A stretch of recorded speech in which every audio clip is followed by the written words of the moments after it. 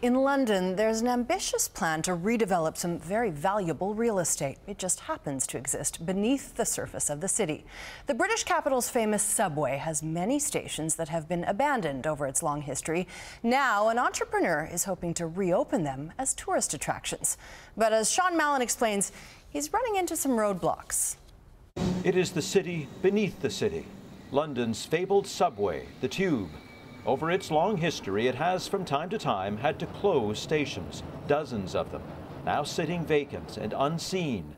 Ghost stations, they're called. This is how they used to look all those years ago, and fantastically, some of London manages to keep them looking exactly the same like this. Ajit Chambers used to work in banking, but for the last 3 years he has been pursuing a dream to open up some of the ghost stations, to redevelop them, and to turn them into tourist attractions. It's an untapped resource that I value at around £1 billion worth of underground space. Example, the Brompton Road station, a short walk from the Harrods department store. It was abandoned in the 1930s because there weren't enough passengers and there were 2 other stops close by.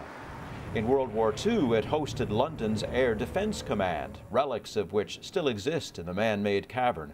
It's believed Hitler's deputy, Rudolf Hess, was interrogated here. And tourists can walk through and pass them and see and get an actual experience of history.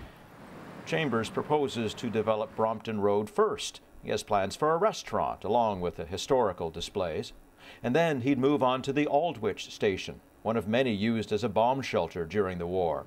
He claims the support of a handful of MPs. London's a great city and it's got this huge history and character.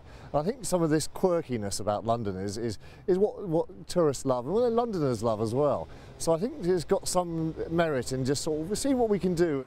The operator of the underground Transport for London has been at best skeptical, saying that there is a safety issue because many of these stations are adjacent to active subway lines, and a cost issue because so many of these places have been abandoned for so long and would need a lot of work.